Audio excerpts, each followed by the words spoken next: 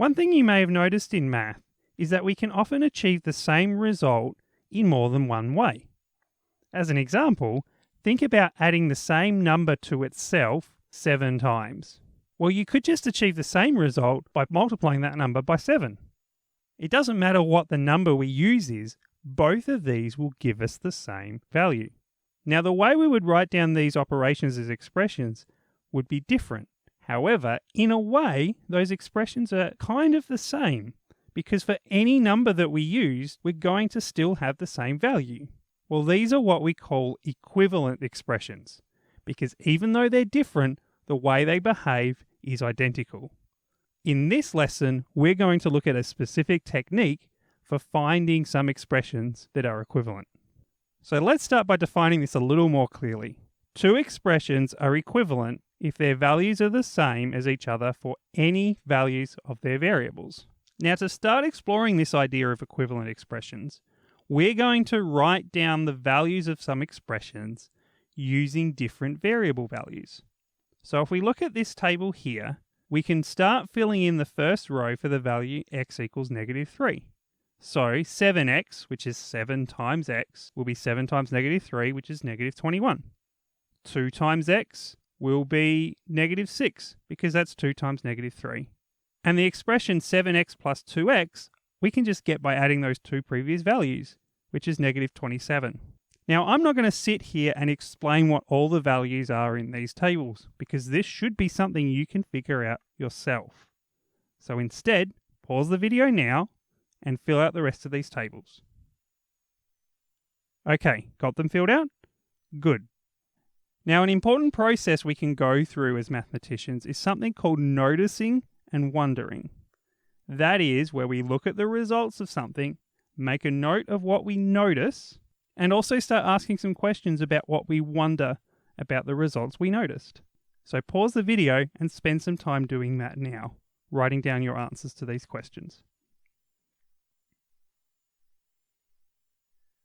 So hopefully there are some important results you notice now about what type of expressions are equivalent and which ones are not. Let's go into a bit more detail about these equivalent expressions. Like terms are two or more terms whose combinations of variables are equivalent. Constant terms are also considered to be like terms with each other. Expressions with like terms can be simplified by combining like terms into an equivalent single term by adding the coefficients. Let's look at 3 expressions which should be familiar because we were exploring them in the tables above. So we have 7x plus 2x, 3x plus 8, and 6x plus 4y. Well, the only expression with like terms is 7x plus 2x, because both terms have the same variable, x. And in fact, this expression can be simplified. By adding the coefficients 7 and 2, we get 9. So 7x plus 2x equals 9x. And this will be true no matter what the value of x is. Let's practice a few more examples of expressions which may or may not have like terms.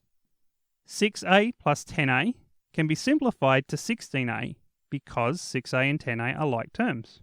Both have the same variable a. 4s take 9t can't be simplified. These are not like terms because s and t are not the same variable. 5y squared take 12y squared can be simplified to -7y squared. These are like terms because they both use the variable y in the form y squared. -2n squared plus 5n cannot be simplified. These are not like terms. Even though they both use the same variable n, they're not in the same form. One has n squared and the other has n, and these expressions are not equivalent. And finally, -3 plus 8. Now, we didn't really need to do any algebra to know we can simplify this. This is 5. But using the same language that we've been using here, these are also like terms because both -3 and 8 are constants. Let's look at a more involved example. So we have 4x plus 5x take 8y plus 6y plus 7 take 3.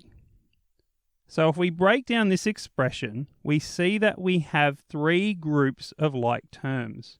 2 terms with x, 2 terms with y, and 2 constant terms. So by simplifying each group of like terms, we get the final expression 9x take 2y plus 4. Before we go any further, there's a couple of rules we need to look at which will help us in our effort to simplify expressions. So the first is the commutative property of addition. This sounds complicated, but it's actually something you already know. It just says that if you have 2 values which are added, you can change the order that you add them and still get the same result. Or that sums with swapped terms are equivalent. If we want to write this algebraically, we have our 2 values a and b, written as a plus b, that's equivalent to b plus a.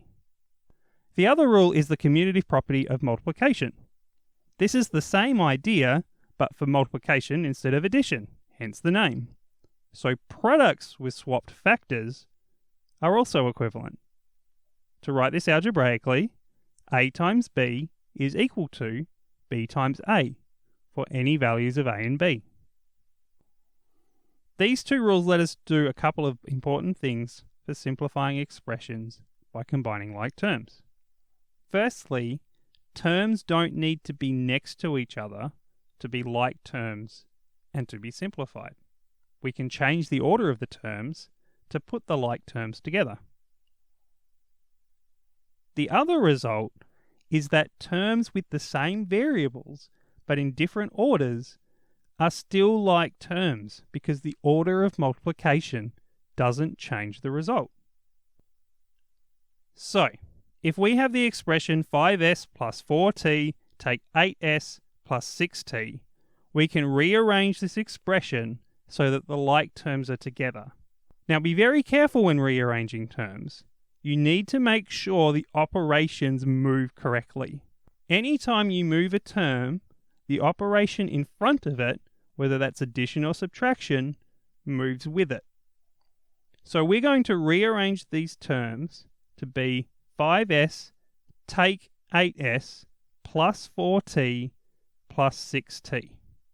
Notice that when we switch the middle 2 terms, the subtraction in front of the 8s moved along with the 8s.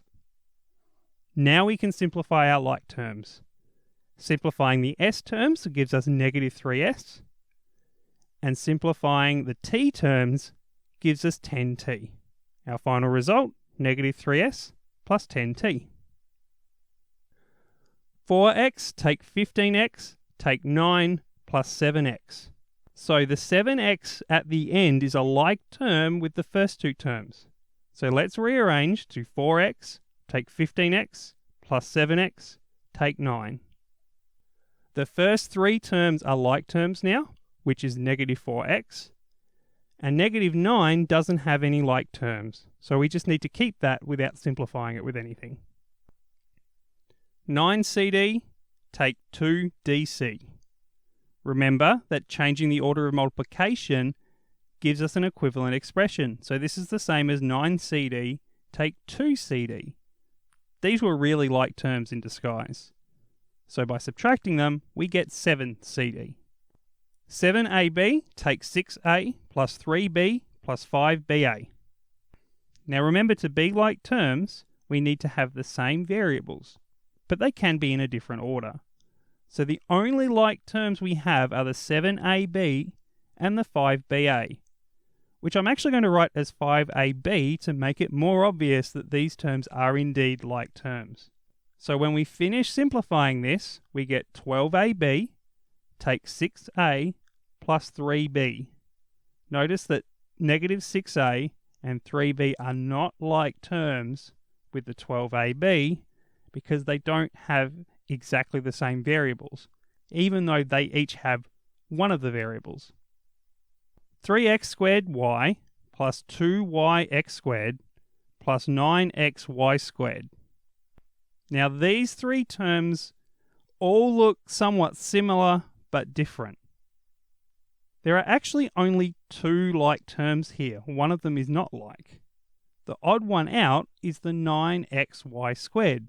It's different because the y is squared, whereas with the other terms, the x is squared.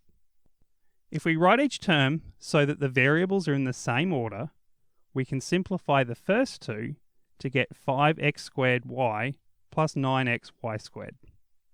Finally, 5x plus 7x squared, take x plus x squared.